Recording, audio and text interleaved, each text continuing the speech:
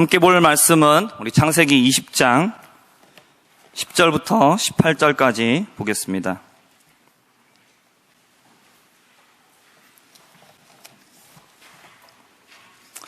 창세기 20장 10절부터 18절까지 말씀을 우리 교독하시고 마지막 18절 말씀 함께 읽도록 하겠습니다.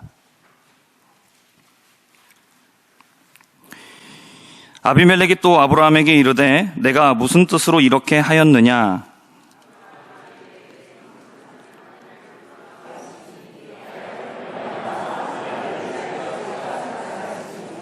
또 그는 정말로 나의 이복 누이로서 내 아내가 되었음이니라.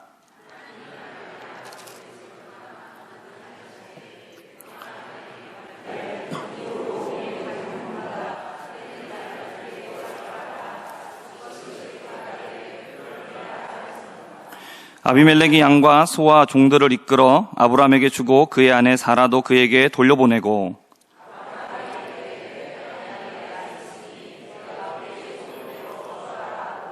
사라에게 이르되 내가 은 1000개를 내 오라비에게 주어서 그것으로 너와 함께한 여러 사람 앞에서 내 수치를 가리게 하였노니 내 일이 다 해결되었느니라.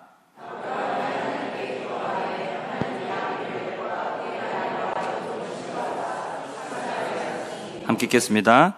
여호와께서 이왕에 아브라함의 집에 모든 태를 닫으셨음이더라. 아멘. 오늘 말씀의 제목은 믿지만 아직도 두려울 때 성숙의 시간이 필요합니다 라는 제목으로 함께 우리 말씀을 살펴보겠습니다. 성도 여러분, 우리가 믿음으로 산다라는 것은 두려움이 없어지는 것이 아니죠. 하나님은 우리한테 시험을 면제시켜 주시는 하나님이 아니십니다. 하나님은 우리를 시험을 면제시켜 주시는 것이 아니라 우리가 시험을 이길 수 있는 능력을 주시는 분이십니다. 그리고 우리가 그것을 감당할 수 없을 때, 그때는 하나님 어떻게 하십니까? 피할 길을 내어주시죠. 그래서 결과적으로 보면 우리가 항상 그 시험을 이기는 사람들이 되게 하신다라는 겁니다. 우리가 인생에서 우리가 믿음으로 살아갈 때에 우리가 순간마다 결정을 해야 될 때가 있습니다. 그때 우리가 결정해야 되는 상황이 아무런 두려움이 없는 정말로 평안하고 즐겁고 아무 문제 없는 그런 상황에서 우리가 결정해야 되는 상황이 아니라 항상 실제적인 위협이 우리의 앞에 있고 그리고 우리가 그것 때문에 굉장히 두려움을 느낄 수밖에 없는 그런 상황, 그 상황에서 우리는 결정을 해야 될 때가 굉장히 많습니다. 그러면 우리가 두려움이 우리 앞에 자리하고 있으면 우리가 그 두려움을 바라보면서 결정을 내려야 할 때 그 두려움이 우리의 삶 가운데 우리의 결정에 영향을 미치지 않을까요? 아니면 영향을 미치게 될까요? 당연히 영향을 미치게 됩니다. 그리고 굉장히 큰 영향을 미치게 되죠. 오늘 믿음의 조상인 아브라함은 우리와 같은 그런 삶 속에서 두려움을 앞에 두고 결정을 내려야 되는 상황을 맞닥뜨리게 됩니다. 그때 아브라함은 어떤 결정을 내렸는가 우리가 함께 살펴보려고 합니다. 그래서 그런 그의 모습이 우리에게 무엇을 말씀해주고 있는가 우리가 함께 말씀을 살펴보고 또 우리 가운데 적용해야 될 부분이 무엇인지를 함께 살펴보고자 합니다. 첫 번째로는 우리들은 실패를 경험한다라는 겁니다. 우리가 결정해야 될 때, 그러니까 어떤 두려움 일을 앞에다 놓고 걱정되는 일을 앞에다 놓고 우리가 결정할 때 우리가 어떤 결정을 내리느냐? 잘못된 결정을 내린다라는 겁니다. 그러니까 실패하는 결정을 내린다라는 것이죠. 오늘 우리가 창세기 20장을 읽었습니다. 그리고 창세기 12장을 가게 되면 오늘 본문하고 굉장히 유사한 내용이 그 안에 있는 것을 우리는 발견하게 됩니다. 어떤 내용인지 혹시 아시겠습니까? 오늘 본문에 어떤 내용이 나옵니까? 아비멜렉에게, 그랄 왕 아비멜렉에게 아브라함이 자신의 아내인 사라를 뭐라고 얘기하죠? 누이, 여동생 아니면 누나가 될 수도 있겠지만 나의 누이라고 얘기를 합니다. 근데 창세기 12장을 가서 보게 되면 거기에서도 똑같은 이야기가 나옵니다. 애굽으로 내려갔을 때 애굽에서 바로에게 뭐라고 얘기하느냐, 사람들에게 뭐라고 얘기하느냐, 자기의 아내 사라를 역시 똑같이 누이라고 얘기를 합니다. 누이라고 얘기를 하니까 바로가 그 소문을 들어요. 저기 가나안 지역에서 내려온 아브라함이라는 사람이 있는데 그 사람의 누이가 굉장한 미인입니다. 너무 이뻐가지고 소문이 다 났어요. 그래서 바로의 신하들도 알고, 그리고 바로의 신하들이 바로한테 그 얘기를 막 하니까 바로가 이제 귀가 솔깃한 거죠. 그런 미인이 있어? 그러면 궁궐로 데리고 와라. 그래가지고 아내를 뺏깁니다. 여러분, 사라는 바로에게 뺏기면 안 됩니다. 그렇죠? 왜 그렇죠? 왜냐하면 하나님께서 아브라함과 사라를 통해서 그 둘을 통하여서 언약의 자손을 주시겠다라고 약속을 하셨어요. 그렇기 때문에 사라를 뺏긴다라는 것은 하나님의 언약이 어떻게 되는 겁니까? 하나님의 계획이 어떻게 되는 거죠? 완전히 망가지게 되는 겁니다. 그러니까 이 하나님의 계획과 하나님의 약속을 아브라함에게 주셨는데 아브라함의 이 잘못된 결정 때문에 하나님의 계획을 완전히 망쳐놓은 겁니다. 그러니까 믿음 없는 결정을 내린 거죠. 근데 아브라함이 여러분 어떤 사람입니까? 아브라함이 이런 믿음 없는 결정을 내렸는데 아브라함이 그럼 과연 믿음이 없는 사람이냐? 여러분, 하나님께서 아브라함이 우르에서 살 적에 나타나셨잖아요. 그러면서 말씀하신 게 뭡니까? 고향과 친척과 아버지의 집을 떠나라. 내가 너에게 보여줄 땅으로 가라. 하나님께서 보여주신 게 아닙니다. 내비에다가 집원 다 찍어주고 일로 가 라고 말씀해 주신 게 아니에요. 하여튼 떠나라는 거예요. 알려주시지 않았어요. 목적지를 얘기해 주시지 않고 일단 이곳에서 떠나라는 거예요.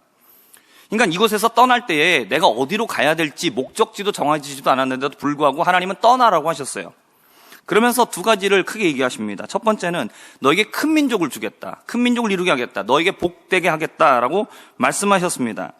두 번째로는 너를 축복하는 자에게는 내가 축복을 주고 내가 복을 주고 너를 저주하는 자에게는 내가 저주할 것이다. 그래서 땅의 모든 족속이 너로 말미암아 복을 얻게 될 거다라고 이렇게 말씀을 하셨습니다. 아브라함은 여호와 하나님께서 자신에게 하신 그 말씀을 믿고 따라 나섭니다. 그리고 첫 시작부터가 무엇으로 시작하느냐? 믿음으로 시작했어요. 하나님의 말씀을 듣고 아무것도 정해지지 않았지만 아브라함은 하나님의 말씀을 듣고 그대로 순종했습니다. 근데 이런 믿음으로 시작한 아브라함이 지금 애굽의 바로를 만났을 때에 어떻게 하느냐? 내 누이입니다 라고 이렇게 거짓말로 속입니다. 왜 그랬습니까? 두려웠기 때문에 그래요. 그럼 뭐가 두려웠습니까? 자신의 목숨을 잃을 것이 두려웠어요. 우리 창세기 12장 11절부터 13절까지의 말씀 함께 읽어보겠습니다. 시작. 그가 애굽에 가까이 이르렀을 때에 그의 아내 사레에게 말하되 내가 알기에 그대는 아리따운 여인이라 애굽 사람이 그대를 볼 때에 이르기를 이는 그의 아내라 하여 나는 죽이고 그대는 살리리니 원하건대 그대는 나의 누이라 하라. 그러면 내가 그대로 말미암아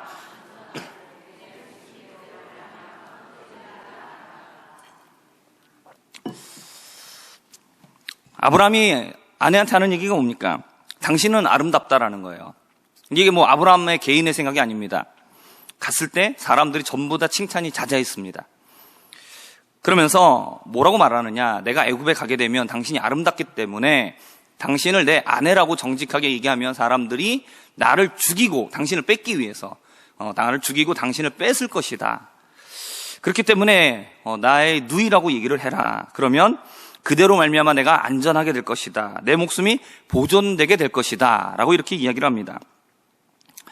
근데 살기 위해서 아내를 누이라고 말하면 아브라함은 살게 되겠지만 아내를 뺏기고 나면 이게 무슨 소용이 있습니까? 하지만 당장 살기 위해서, 그렇죠? 이것이 두려워서 아브라함은 뭐라고 합니까? 잘못된 결정을 내리는 것이죠. 아브라함은 실수합니다. 아브라함은 실패했습니다. 그리고 믿음 없는 결정을 내렸습니다. 그래서 모든 것을 다 망쳐놓았습니다. 여러분, 아브라함이 이것을 되돌릴 수 있을까요? 바로에게 찾아가서 왕이시여 제가 그때 실수했습니다. 실은 저의 아내입니다. 라고 이렇게 얘기하면 아브라함은 건질 목숨도 못 건지는 겁니다. 아브라함이 이것을 되돌릴 수 있는 방법은 없어요. 근데 하나님께서 어떻게 하십니까? 바로에게 나타나셔요. 나타나셔가지고 하나님께서 바로에게 너가 잘못했다라고 얘기하십니다. 그리고 아브라함이 모든 것을 다 잘못해서 망쳐놓은 그 모든 것들을 하나님께서 다 돌려놓으십니다. 하나님께서 다 회복시켜 놓으셔요. 아브라함은 자신의 그 실패 속에서 자신을 도우시는 하나님을 경험합니다. 아브라함의 믿음이 결정이 아니라 세상에 두려워서 믿음 없는 결정을 내놨는데 하나님께서 그 모든 것들을 다시 회복시켜 주셨다는 것입니다. 하나님께서는 아브라함이 잘못 내린 그 모든 결정을 되돌려 주시고 그리고 더 나아가서 재물까지 더 얻게 해주십니다. 두 번째입니다. 왜 같은 실패를 하는가? 애굽에서 자신이 망쳐놓았던 그 모든 것들을 하나님께서 회복시키시는 것을 경험을 했습니다. 그러니까 하나님의 은혜를 체험한 거죠. 하나님께서 정말로 그 모든 것들을 다스리시는구나. 하나님이 그 기세등등한 당시의 최고의 권력자 바로까지도 하나님이 나서시면 어떻게 할 수가 없구나. 이런 것들을 다 경험했어요. 그러니까 그 믿음이 그 가운데 새겨진 것이죠. 경험한 것이죠. 그러면 그 다음에는 어떻게 되겠습니까? 믿음을 더 가지고 믿음 있는 결정을 내리기를 우리는 기대하는 것이죠. 하지만 오늘 말씀 창세기 20장을 가게 됐을 때 아브라함은 똑같은 잘못을 또 되풀이합니다. 이번에도 사라에게 누이라고 말해서 아비멜렉에게 아내를 뺏깁니다. 왜 또 같은 실패를 하느냐? 오늘 20장 10절과 11절의 말씀입니다. 아비멜렉이 또 아브라함에게 이르되 내가 무슨 뜻으로 이렇게 하였느냐? 우리 11절 함께 읽어보겠습니다. 아브라함이 이르되 이곳에서는 하나님을 두려워함이 없으니 내 아내로 말미암아 사람들이 나를 죽일까 생각하였음이요. 여러분, 아브라함은 여전히 두려웠습니다. 여러분, 12장에서 창세기 20장까지 오는 동안의 시간이 최소 20년 이상이 흘렀습니다. 그리고 그 20년 동안 아브라함은 여러 가지 많은 일들을 겪었고 그리고 그 가운데 믿음이 성장했습니다. 대표적으로 엘람 왕 그돌라오멜과 그들의 연합군과 아브라함이 싸웁니다.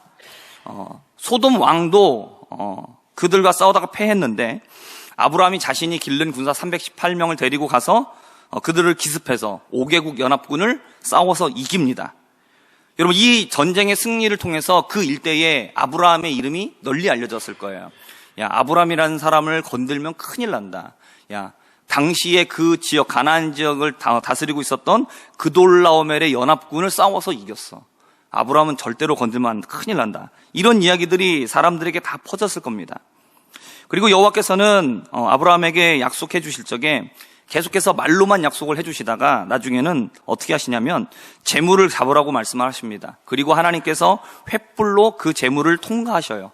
이게 무슨 얘기냐면 계약에 하나님께서 계약을 맺어주시는 거예요. 지금으로 말하면 계약서를 써주신 거예요. 말로만 하면 안 되겠지. 그래? 계약서 써줄게. 하나님의 확실한 약속을 그에게 보여주셨다는 겁니다.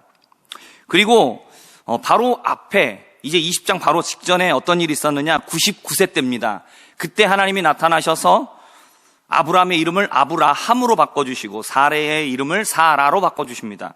그러면서 이제 내년이면 1년만 있으면 내년 이맘때에 너희에게 아들이 태어날 거다. 그리고 그 아들의 이름을 이삭이라고 불러라. 하나님께서 이름까지 다 지어주셨습니다.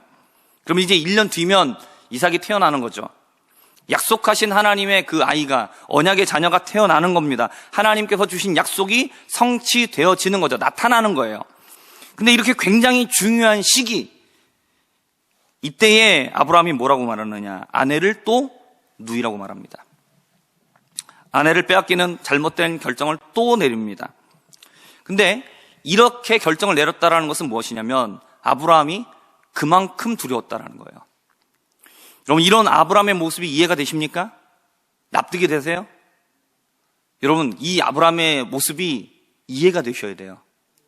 우리 보통 이 아브라함의 모습을 보면 어떻게 이럴 수가 있지? 이렇게 하나님께서 그렇게 애굽에서 큰 일을 행해 주셨는데 그거를 경험했으면서도 어떻게 이럴 수 있지? 라는 생각을 우리가 보통은 하거든요. 왜냐하면 그렇게 해야만 믿음 있는 것처럼 느껴지거든요. 실은 맞아요. 그게 믿음 있는 생각이 맞죠. 하지만 여러분, 이 아브라함의 모습이 실은 이해가 되셔야 돼요. 동감이 되셔야 돼요. 여러분, 사라 입장에서 잠깐 한번 생각해 볼까요? 여러분이 사라였다라면 두 번이나 자기를 누이라고 속여가지고 아내를 빼앗기는 남편, 여러분 어떻게 하시겠습니까? 계속 사시겠습니까? 아니면 도장 한번 찍으시겠습니까?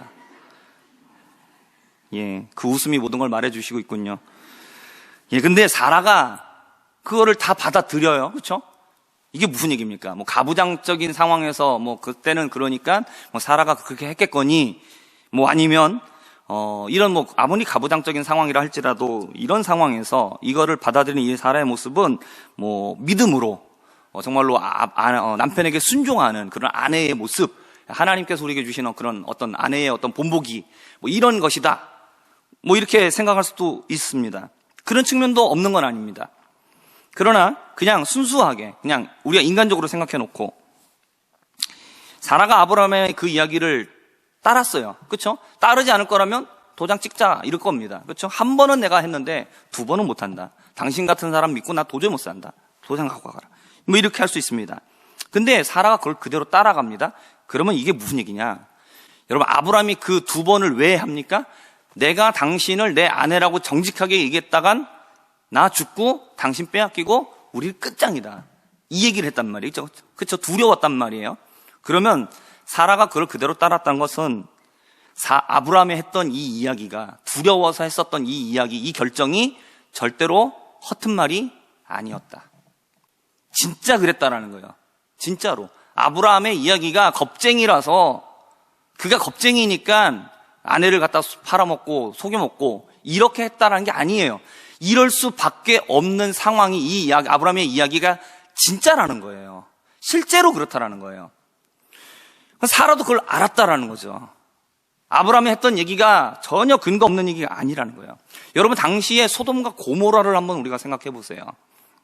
그렇죠? 자신들의 욕망을 채우기 위해서 천사들이 사람의 모습으로 나타났잖아요. 그래서 롯의 집에 들어갔죠. 그 저녁에 그 소돔 성에 있는 모든 남자들이 다 찾아와가지고 우리 동성애해야 되겠다. 막 문을 부숴라 두들기면서 만류하는 롯한테 네가 언제부터 와가지고 우리한테 재판장이 돼갖고 옳은 소리를 한다고 지금 그러고 있느냐. 그러면서 롯을 막 폭행하려고 그러고 온 성이 난리가 났어요. 그러니까 자신들의 욕망을 채우기 위해서라면 어떤 일도 서슴지 않는 시대였어요. 그 죄악된 사람들의 본성이고, 그리고 그 당시에는 그런 일들이 얼마든지 더 자유롭게 표출될 수 있는 상황이었죠. 그리고 아브라함은 어떻습니까? 그곳에 원래 살고 있었던 거주민이 아니잖아요. 이방에서 온 사람 아닙니까? 건너와서 객으로 와가지고 우리 땅에서 같이 살면서 살아가고 있기 때문에 아브라함이 잘 되고 있어요. 그러면 아브라함이 잘 되고 있으면 당연히 눈에 가시잖아요. 그러니까 그런 모든 모습들이 마땅치가 않은 건데 그 아브라함의 아내가 너무 이뻐요. 그럼 어떻게 했습니까? 뺏고 싶고 그거를 내가 내 마음대로 하고 싶다라는 거죠. 그러니까 그 죄악된 사람들의 본성이 그만큼 관영했고 넘쳐났다라는 것이죠. 여러분, 지금은 그래도 법과 질서가 그나마 잘 억제하고 있기 때문에 그래요. 여러분, 근데 지금 이 세상도 마찬가지죠. 만약에 법이 없어지게 되면 여러분, 지금 세상은 무법참지가 됩니다.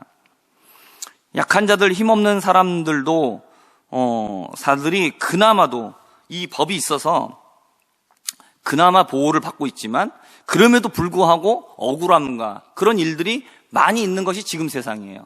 근데 만약에 법이 약해지고 사라진다, 그러면 정말로 상상할 수도 없는 세상이 돼버릴 겁니다. 세 번째로 생각할 겁니다. 세 번째, 여러분, 믿지만 아직도 두려운 것이 우리의 현실이라는 겁니다. 여러분, 아브라함이 하나님의 은혜를 경험하지 못했습니까? 아니었죠? 애굽에서 하나님의 엄청난 은혜를 경험했어요. 자기가 완전히 망쳐놓았던 일, 회복할 수 없는 일을 하나님의 전능하신 능력으로 완전히 회복시켜 주시는 것을 경험했어요. 20년의 시간 동안 그는 하나님을 계속해서 경험했어요. 하나님께서 자신에게 승리하는 것을 경험하게 해주셨고, 하나님께서 그 약속을 이제는 말이 아니라 계약서를 직접 쓰면서 하나님이 내가 반드시 지켜줄게, 하나님 도장 찍어가면서까지 약속하셨어요. 그리고 이제 1년 뒤면 너에게 그 자녀를 내가 주겠다, 하나님께서 말씀해 주셨어요. 여러분, 아브라함은 하나님을 믿었습니다. 믿지 않은 게 아니에요. 하지만 믿고 있었지만, 믿음이 성장했지만 아직도 세상이 두려웠어요. 여러분, 이게 아브라함의 현실이었어요. 아브라함은 믿음의 조상이잖아요. 하나님의 말씀대로 살아가는 사람들의 시초가 되었어요. 아브라함의 모습은 그가 믿음의 자리에서 성공을 거두거나 아니면 믿음의 자리에서 실패를 거두거나 무엇이 됐든지 간에 우리에게 본이 돼요. 성공하는 모습은 뭡니까? 우리도 아브라함처럼 믿음으로 사면 된다. 하나님이 함께 하신다라는 것을 우리에게 보여주고 있어요. 반면에 그가 실패하는 모습은 우리는 이렇게 하면 안 되겠구나. 이것을 하면 안 되는 거구나. 이렇게 선택하면 안 되는 거구나. 우리에게 이것을 보여주는 것이죠. 그렇기 때문에 아브라함의 모습은 우리에게 다 본이 되는 겁니다. 근데 그의 실패 속에서 우리가 한 가지를 더 생각할 게 있어요. 그것은 무엇이냐면 우리가 아브라함과 같이 실패할 때에 아브라함이 실패했었던 그 예전의 모습이 우리에게 위로가 된다라는 거예요. 이게 무슨 얘기냐면 나만 실패한 게 아니라는 거예요. 믿음의 시작, 그리고 믿음에 있어서 본이 되는 아브라함도 실패하더라는 거죠. 그리고 나도 역시 그런 부분에 실패할 수 있었더라는 것이죠. 이것은 뭐냐면 우리의 실패를 아브라함의 실패를 가져와 갖고 우리의 실패를 가리고 우리 자신의 실패를 합리화시켜도 좋다, 이걸 얘기하는 게 아니에요. 우리가 믿음으로 산다라고 열심히 살았는데 우리가 원하지 않을 때 갑자기 걸림돌이 나타나요. 그리고 우리가 그곳에 걸려 넘어질 때가 있다는 겁니다. 이미 우리는 하나님의 은혜를 경험한 적이 있어요. 믿음으로 사는 게 어떠한 건지도 우리는 알게 되었습니다. 근데 이전에 하나님의 은혜로 이겨내었고, 그리고 이제 그 문제는 다 지나갔다라고 우리는 생각을 했는데 또 같은 문제가 찾아왔을 때 이길 줄 알았더니 이기기는커녕 예전처럼 똑같이 실수하고 똑같이 넘어지고 똑같이 죄를 범하더라는 거예요. 그럼 우리는 이제 마음이 답답해지는 거죠. 그리고 우리는 이제 당황하기 시작해요. 이길 줄 알았는데, 그게 당연하다고 생각했는데 못 이기더라는 거예요. 오늘의 아브라함의 모습이 바로 그 모습이에요. 아브라함은 정말 말도 안 되는 실수를 해요. 이걸 반복해요. 여러분, 이미 실수했을 때 하나님은 그에게 은혜를 주셔서 문제를 해결해 주셨잖아요. 다 경험했잖아요. 그런데 같은 문제를 만났는데 또 똑같은 실수를 반복하고 있어요. 이건 원치 않는 결과죠. 실은 하나님도 원치 않으시는 결과고 아브라함도 본인도 원치 않는 결과예요.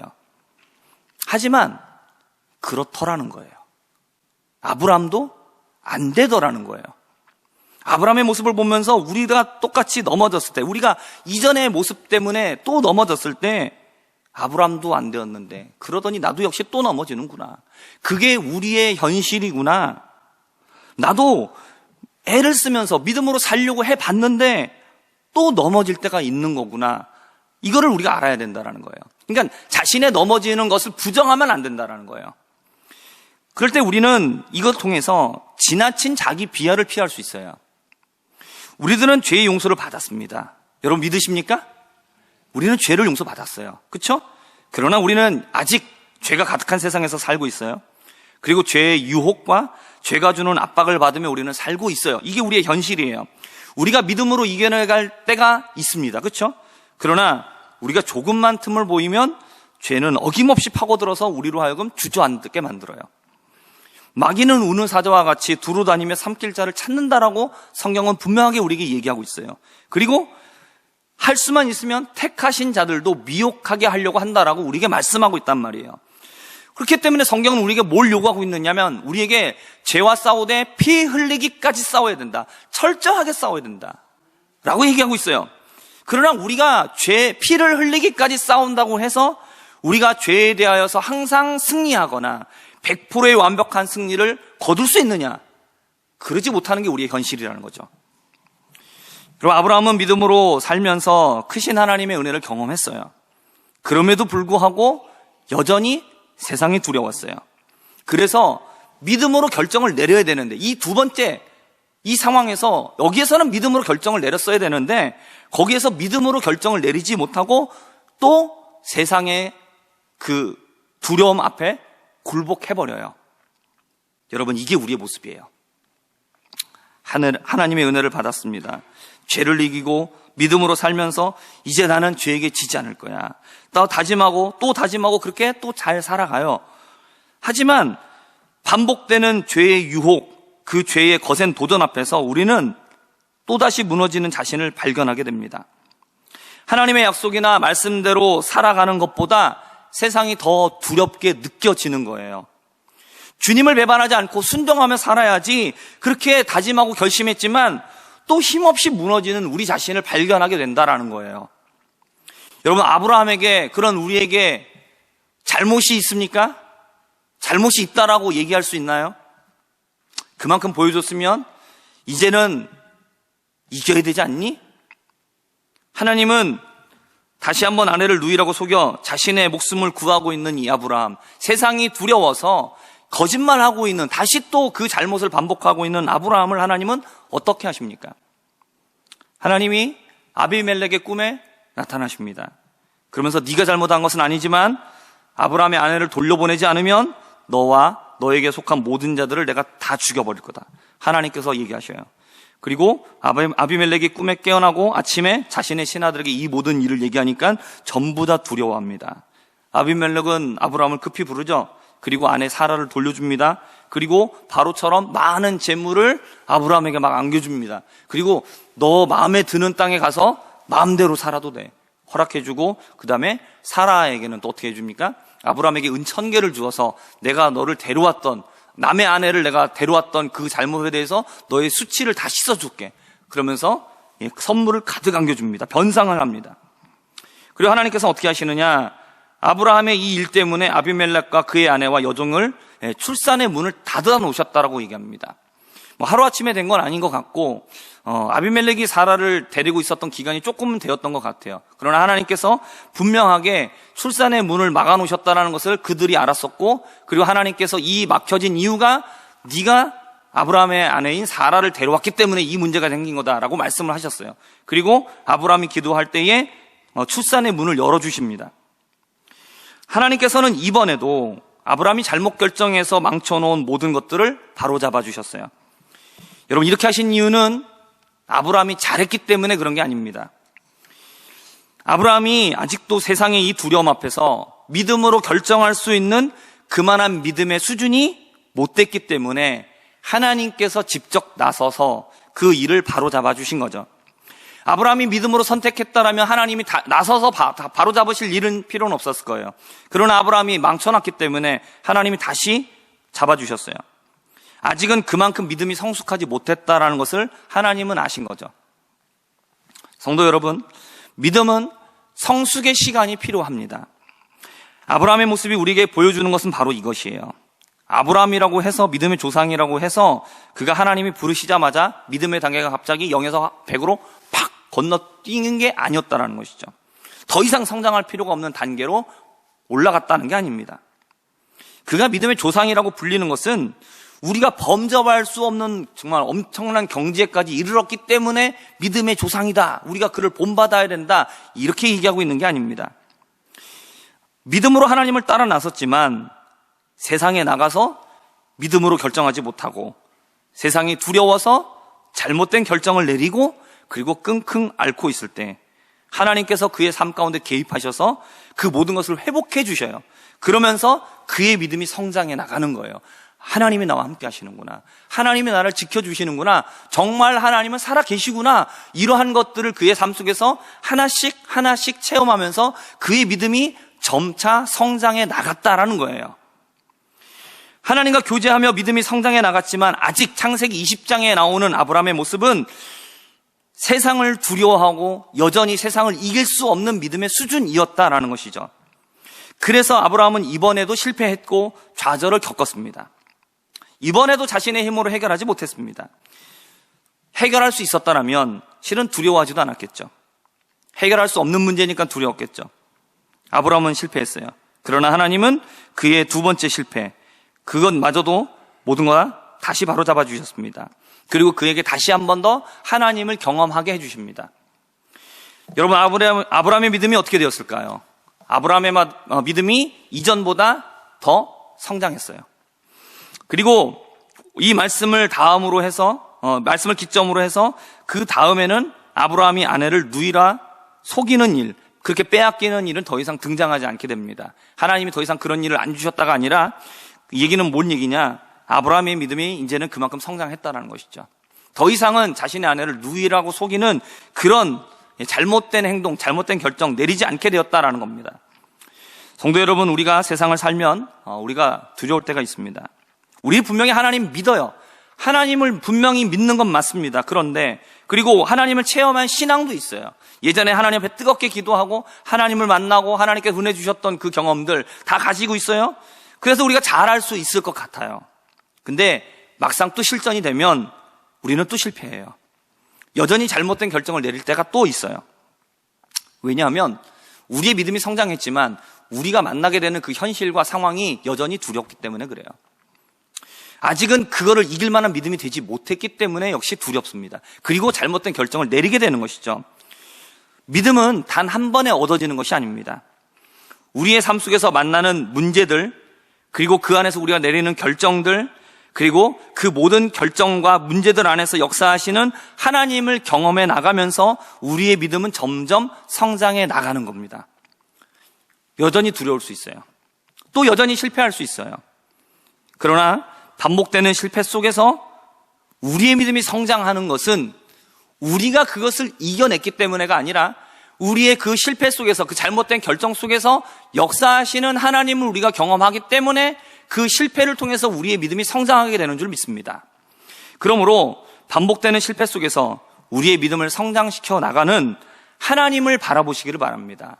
그리고 우리에게 그러한 믿음을 허락해 주시는 하나님만을 의지하시기를 바랍니다. 그러면 우리가 지금은 실패했을지 몰라도, 또 넘어졌을지 몰라도 다음이 됐을 때는 하나님께서 우리의 그 실패 속에서 우리의 믿음을 성장시켜 주셨기 때문에 그 다음에는 우리가 그것을 이기게 될 줄 믿습니다. 이러한 믿음을 가지고 하나님 앞에 나아갈 수 있는 우리 모두가 되기를 주님의 이름으로 부탁드립니다.